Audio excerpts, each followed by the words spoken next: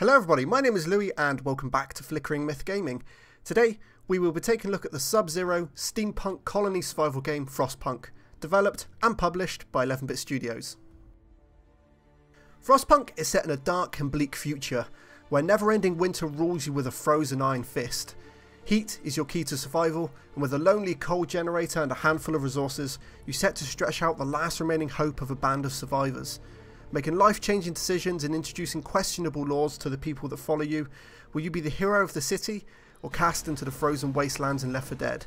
From developers of huge success This War of Mine, 11-bit Studios pushes us onto another roller coaster of immersive and emotional decision making.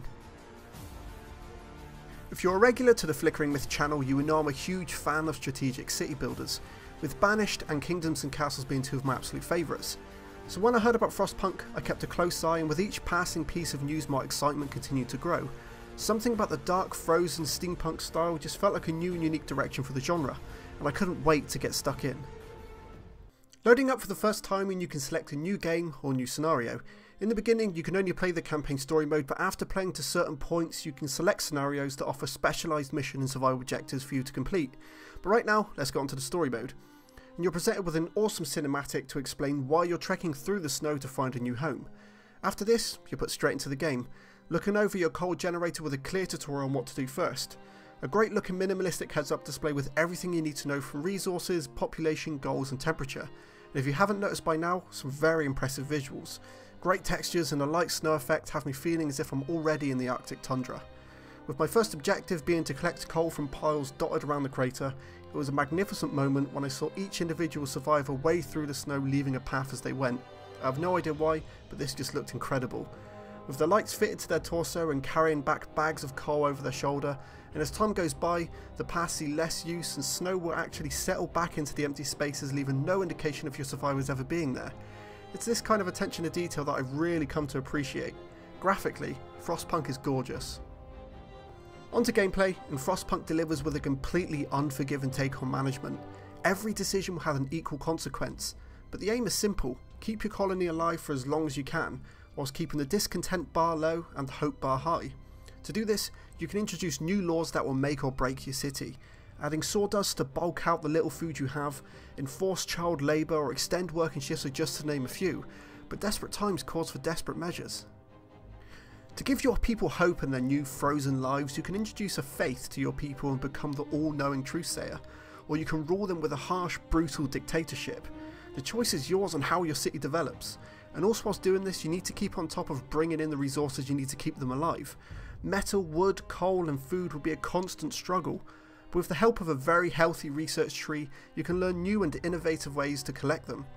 You can even employ the help of huge steel automatons that will work sleeplessly through the night and turn your city completely self-sufficient. And if you're feeling adventurous, you can send scout teams to nearby landmarks to search for resources or survivors. Frostpunk hands you so many paths and routes to take, but it's all down to you to find out which ones will benefit your city the most. For audio, Frostpunk has a slow, sad and fitting soundtrack, and offers some of the most satisfying industrious sound effects I've ever heard. Be it the loud thud of your coal thumper pushing high-pressured water jets into the earth, or the sound of cracking ice in the menus. The game's metallic steampunk noises and distant British chatter from your followers is almost music within itself. It really sets the scene for the situation you're in.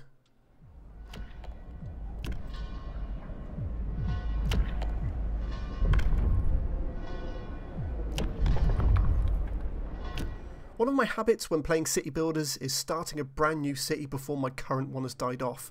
The thought of going back and doing something differently is too strong for its own good. But I never wanted to stop playing Frostpunk or go back on any of the decisions that I'd made.